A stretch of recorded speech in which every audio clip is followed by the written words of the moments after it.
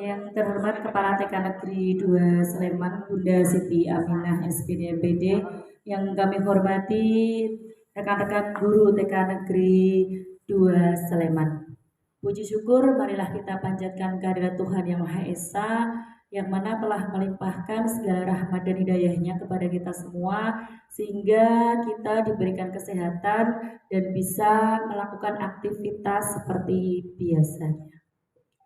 Mohon izin Bunda, di sini saya ingin menyampaikan materi yang sudah saya dapatkan di TK SD Model dalam rangka pengimbasan modul guru penggerak.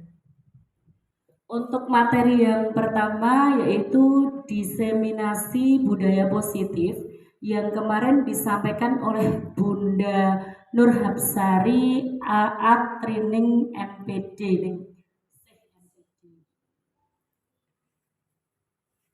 Disiplin positif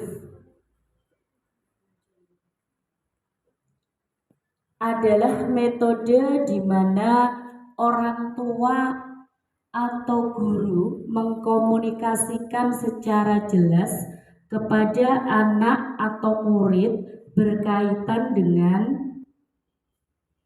tingkah laku apa yang dianggap baik atau tepat dan yang dianggap tidak pantas. Yang kedua, ada akibat berupa konsekuensi yang harus ditanggung oleh orang yang tidak berperilaku baik. Yang ketiga, ada reward untuk tingkah laku baik. Disiplin positif tahu tujuan yang ingin dicapai, muncul dari hati, motivasi intrinsik, bertindak sesuai nilai kebijakan universal, mampu mengontrol diri dan bertanggung jawab dengan apa yang dipilih untuk dilakukan. Untuk selanjutnya, manfaat disiplin positif. 1. Membantu anak untuk menumbuhkan rasa tanggung jawab dan punya sense of belonging. Yang kedua, efektif untuk jangka panjang. Untuk yang ketiga yaitu mengajarkan social and life skill yang diperlukan untuk mengembangkan karakter yang baik. Untuk yang keempat, membuat anak atau murid menemukan kemampuan dirinya dan menggunakannya secara konstruktif. Untuk yang kelima, anak merasa dihargai atau tidak dipermalukan. Menurut filosofi pendidikan Ki Hajar Dewantara, maksud pendidikan itu adalah menuntun segala kekuatan kodrat yang ada pada anak-anak agar mereka dapat mencapai keselamatan dan kebahagiaan yang setinggi-tingginya, baik sebagai manusia maupun anggota masyarakat.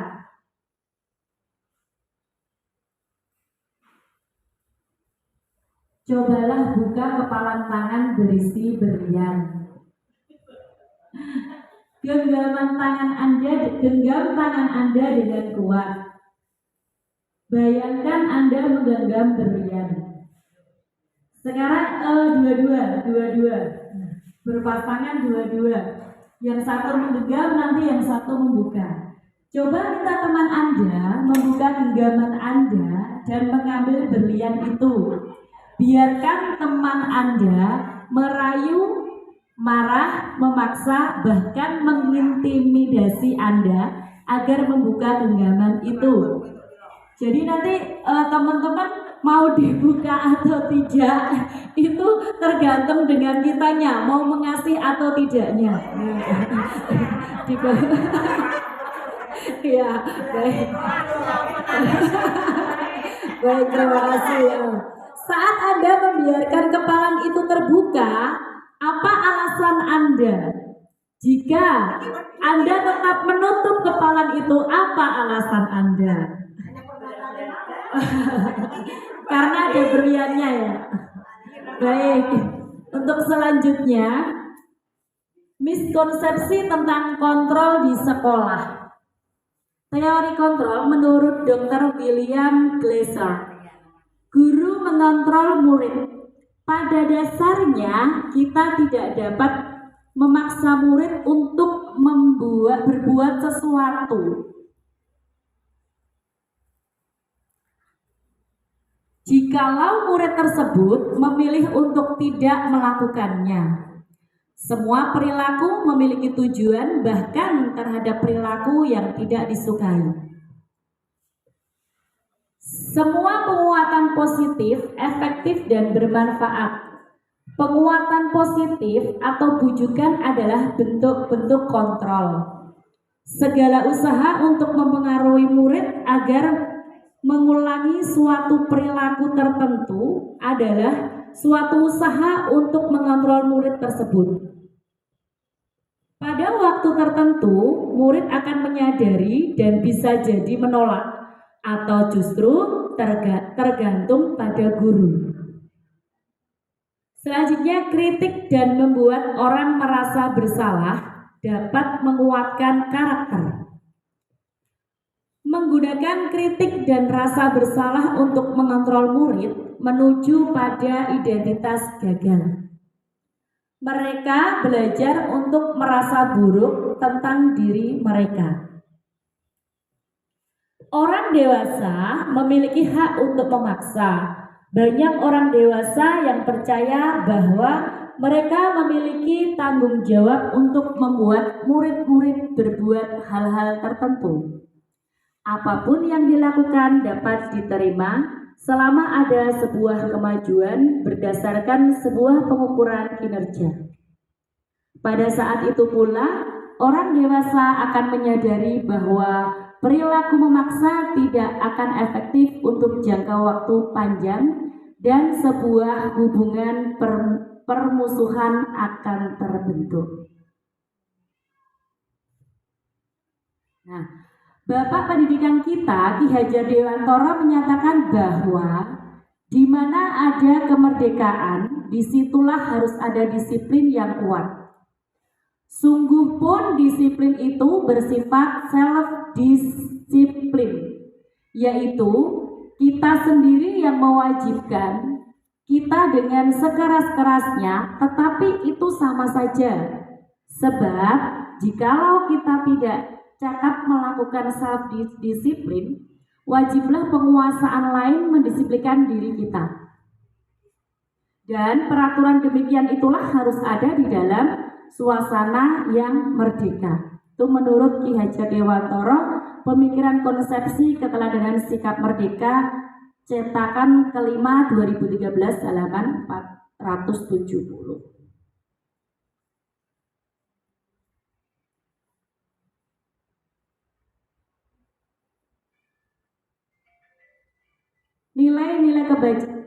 Sebagai pendidik, tujuan kita adalah menciptakan anak-anak yang memiliki disiplin diri sehingga mereka bisa berperilaku dengan mengacu pada nilai-nilai kebajikan universal dan memiliki motivasi intrinsik bukan ekstrinsik.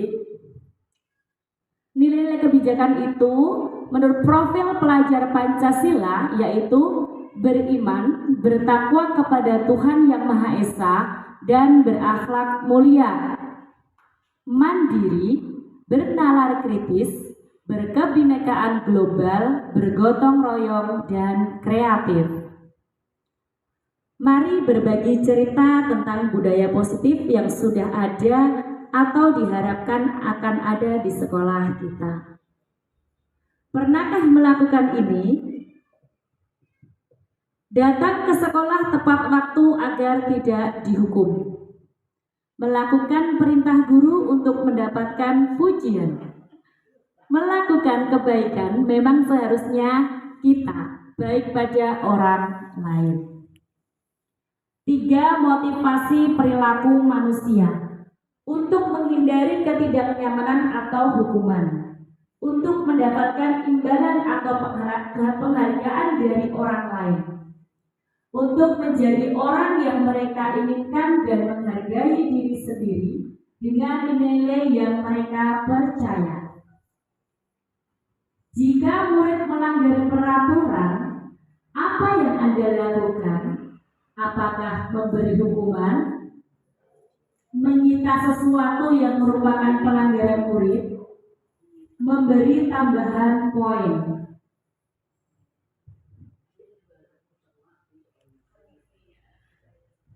Apa dampak dari hukuman? Murid tersakiti, murid tidak nyaman dalam jangka panjang, perilaku pasif agresif meningkat, murid menjadi takut dan sistem tidak akan berjalan, murid menyembunyikan kesalahan, murid marah karena merasa tidak bersalah, rendah diri. Dalam menjalankan peraturan ataupun keyakinan kelas atau sekolah, bila mana ada sesuatu pelanggaran, tentunya sudah harus terjadi. Untuk itu, kita perlu meninjau ulang tindakan penegasan peraturan atau keyakinan sekolah atau kelas kita selama ini. Tindakan terhadap suatu pelanggaran pada umumnya terbentuk hukuman atau konsekuensi. Nah, saya perkenalkan sebuah program disiplin positif yang dinamakan restitusi. Di sini ada hukuman, di sini ada disiplin, ada konsekuensi, dan restitusi.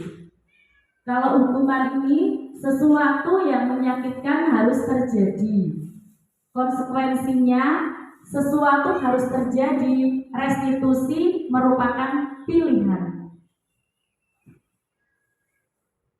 Yang kedua, tidak nyaman untuk murid atau anak untuk jangka panjang. Konsekuensinya tidak nyaman untuk murid atau anak untuk jangka waktu pendek. Restitusi menguatkan untuk murid atau anak dalam jangka waktu panjang dan sebagainya. Nah, ini adalah identitas gagal. Ini di dalam hukuman dan identitas sukses di dalam disiplin, konsekuensi, dan restitusi. Contohnya, murid atau anak belajar menyembunyikan kesalahan. Konsekuensi, murid atau anak belajar taat peraturan. Restitusi, murid atau anak belajar memecahkan masalah. Nanti materinya akan saya bagikan, bunda-bunda sekalian nanti bisa mempelajari yang selanjutnya. Jadi, apa yang harus guru lakukan ketika murid banyak yang melanggar peraturan atau tidak disiplin?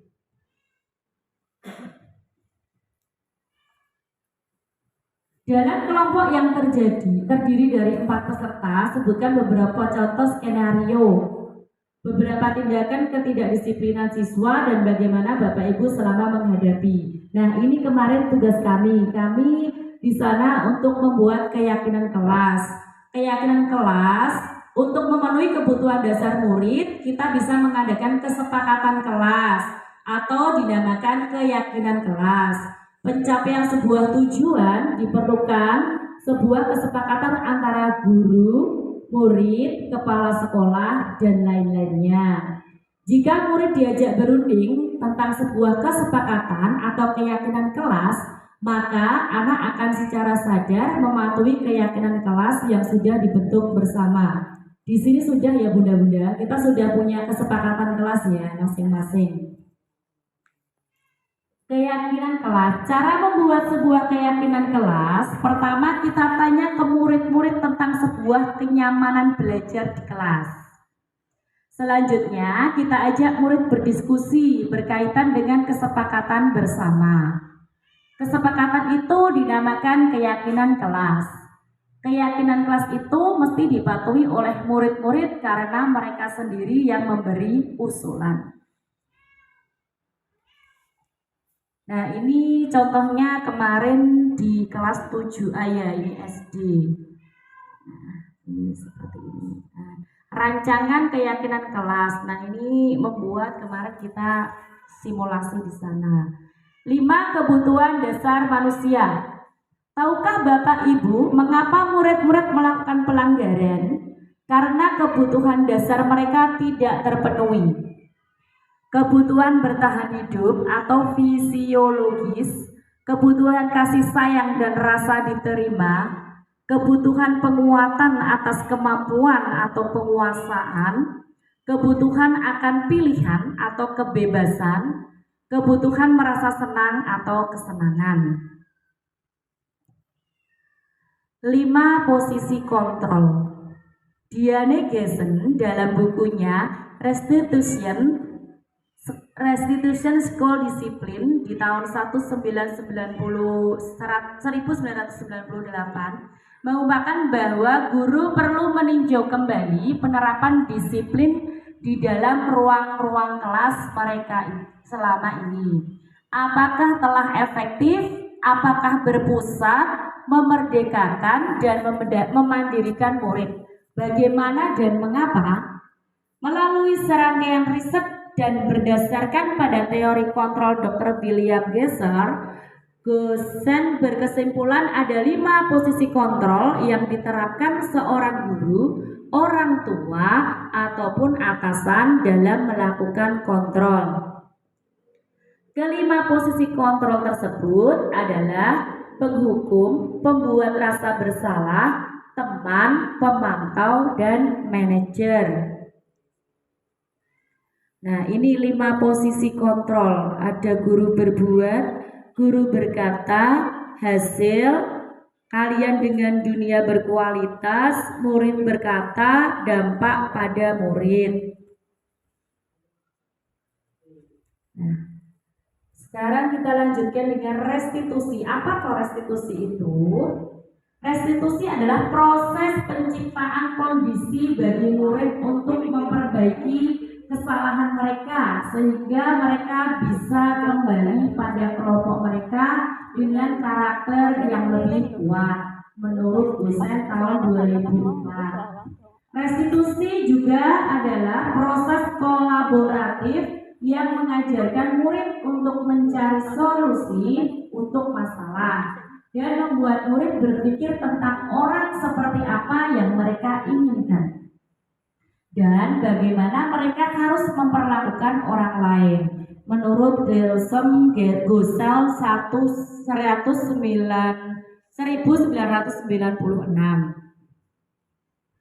Restitusi membantu murid menjadi lebih memiliki tujuan disiplin positif dan memulihkan dirinya setelah berbuat salah.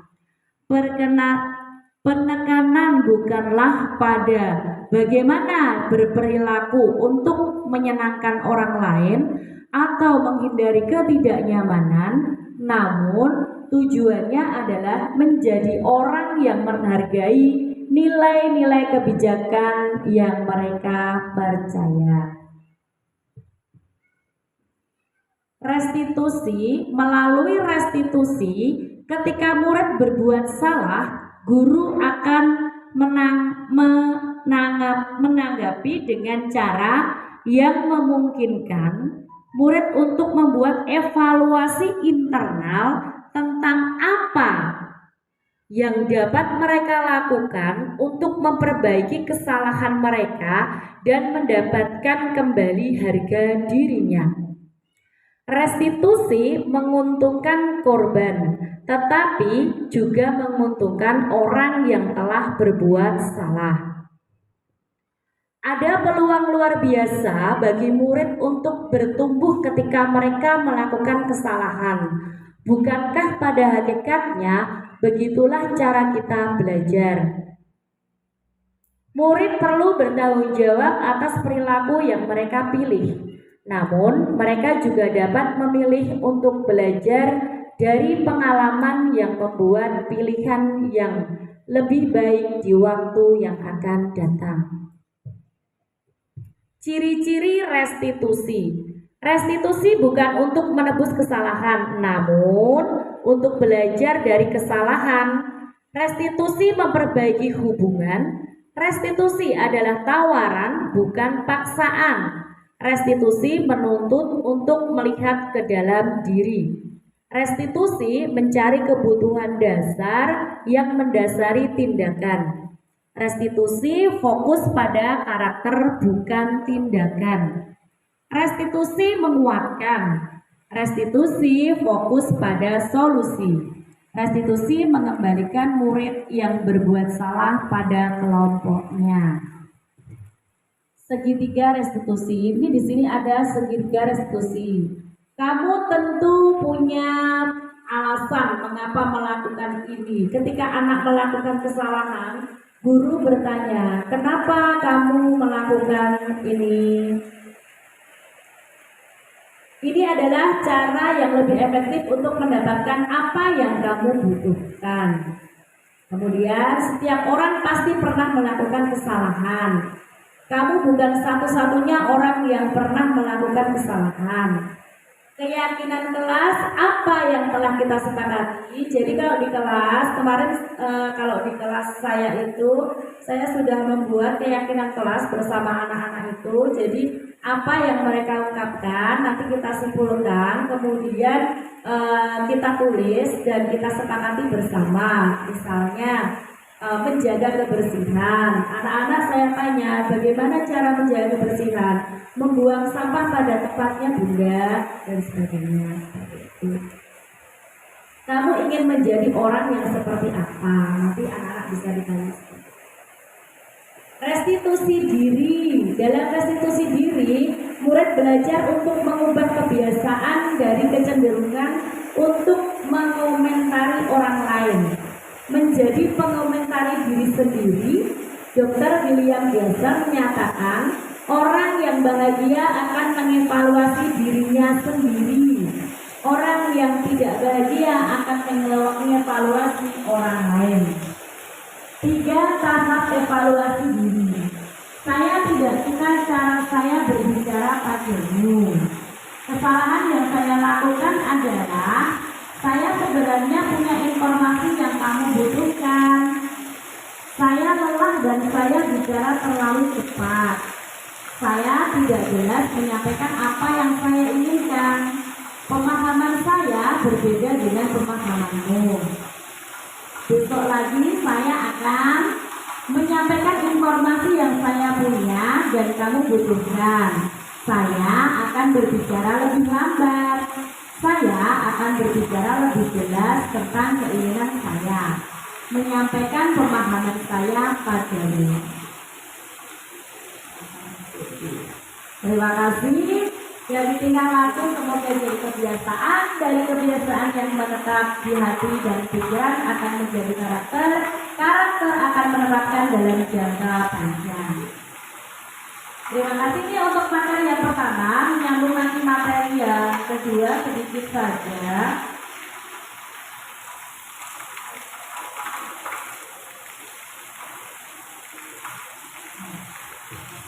Ini kemarin dimensi budaya positif ini disampaikan oleh Kak Wawan yang dulu pernah ngisi MPLS di tempat kita, yang ceritanya di KJ itu. Dimensi budaya positif ini hampir sama dengan yang tadi, beda-bedanya hampir sama dengan yang tadi, cuma ada bedanya sedikit. Dimensi budaya positif. Tahukah Bapak Ibu mengapa murid kita melakukan pelanggaran? Kebutuhan dasar manusia merupakan segala sesuatu yang kita lakukan untuk mendapatkan apa yang kita inginkan. 5 kebutuhan dasar manusia. Yang pertama, kebutuhan bertahan hidup, fisiologis seperti yang tadi. Kebutuhan kasih sayang dan rasa diterima. Kebutuhan pengakuan atas kemampuan atau penguasaan. kebutuhan akan pilihan, kebebasan dan kebutuhan merasa senang atau kesenangan. Nah, ini contohnya. Ibu guru bilang, aku tidak boleh bersenandung sewaktu mengerjakan tugas. Katanya, kelas harus tenang, tidak ada suara. Padahal kan aku suka dan senang menyanyi. Adakah murid kita yang seperti itu, Bunda? Ada. Dilarang? Tidak. Yang kedua, ibu guru tidak menyapaku hari ini. Padahal aku pakai sisir rambut baru. Jadi kita sebagai guru itu harus peka ya.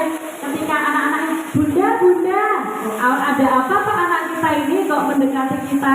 Oh iya, gini anaknya. Oh iya, cepetnya baru. Jadi kita harus memberikan perhatian kepada anak kita. Aku bosan, masa belajarnya cuma gitu-gitu aja, dengerin ibu guru aja. Jadi kita harus berinovasi Bunda agar anak-anak tidak merasa bosan. Aku sebel, gambarku tidak rapi, malah ibu guru nunjukin ke teman-temanku di depan kelas. Jadi dia akan merasa tidak dihargai. Nah, ini 5 posisi kontrol. Diane Gosen dalam bukunya Restitusi School Disiplin mengemukakan bahwa guru perlu meninjau kembali penerapan disiplin di dalam ruang-ruang kelas mereka selama ini. Apakah telah efektif? Apakah berpusat, memerdekakan, dan membandingkan murid? Bagaimana dan mengapa? Melalui serangkaian riset dan berdasarkan pada teori kontrol Dr. William Gesser, Gosen berkesimpulan ada 5 posisi kontrol yang diterapkan seorang guru, orang tua ataupun atasan dalam melakukan kontrol. 5 posisi kontrol. Jadi ini penting Bunda, 5 posisi kontrol ini bagi kita. Yang satu penghukum, pembuat orang lain bersalah, teman, pemantau, dan manajer. Nah, mari kita perhatikan pernyataan-pernyataan berikut. Saya kecewa sekali dengan kamu. Kamu tidak pernah benar melakukannya. Ayolah, lakukan demi ibu atau bapak. Apakah kamu mau mendapatkan stiker bintang hari ini? Bagaimana kamu bisa menyelesaikan masalah ini? Kamu selalu yang paling terakhir. Nah, ini sama Bunda, hampir sama dengan yang tadi. Restitusi adalah proses penciptaan kondisi bagi murid untuk memperbaiki kesalahan mereka, sehingga mereka bisa kembali pada kelompok mereka dengan karakter yang lebih kuat. Restitusi juga adalah proses kolaborasi. Ini tadi sudah disampaikan ya, hampir sama dengan yang tadi. Restitusi, melalui restitusi ketika murid berbuat salah, guru akan menanggapi dengan cara yang memungkinkan murid untuk membuat evaluasi internal tentang apa yang dapat mereka lakukan untuk memperbaiki kesalahan mereka dan mendapatkan kembali harga dirinya. Restitusi menguntungkan korban tetapi juga menguntungkan orang lain yang telah berbuat salah. Ada peluang luar biasa bagi murid untuk bertumbuh ketika mereka melakukan kesalahan. Bukankah pada hakikatnya begitulah cara kita belajar? Ini tadi juga sudah. Nah, ini juga sudah tadi restitusi segitiga bersama. Oke, disiplin positif. Kita masuk ke sini lagi adalah metode di mana orang tua atau guru mengkomunikasikan secara jelas kepada anak murid berkaitan dengan ada akibat berupa konsekuensi yang harus ditanggung oleh orang yang tidak berperilaku baik. Tingkah laku apa yang dianggap baik atau tepat dan yang dianggap tidak pantas. Ada reward untuk tingkah laku baik. Ini sama dengan tadi, muncul disiplin positif itu muncul dari hati, motivasi intrinsik, bertindak sesuatu, nilai kebijakan universal, mampu mengontrol diri, bertanggung jawab dengan apa yang dipilih untuk dilakukan, tahu tujuan yang ingin dicapai. Manfaat budaya positif membantu anak untuk menumbuhkan rasa tanggung jawab dan punya sense of belonging. Yang kedua, mengajarkan social and life skill yang diperlukan untuk mengembangkan karakter yang baik. 3. Membuat anak atau murid mengenali kemampuan diri dan menggunakannya secara konstruktif. Anak merasa dihargai atau tidak dipermalukan, efektif untuk jangka panjang. Nah, terima kasih. Mungkin cukup ini materi yang bisa saya sampaikan. Ada kurangnya, Kak, saya mohon maaf. Wassalamualaikum warahmatullahi wabarakatuh. Jadi teman-teman, guru penggerak itu modulnya seperti ini, banyak teorinya Ki Hajar Dewantara, Bunda. Nah, itu ada 10 modul, kalau tidak salah itu ada 10 modul. Jadi setiap modul itu harus diselesaikan dan diakhiri dengan aksi nyata. Mungkin itu saja, terima kasih.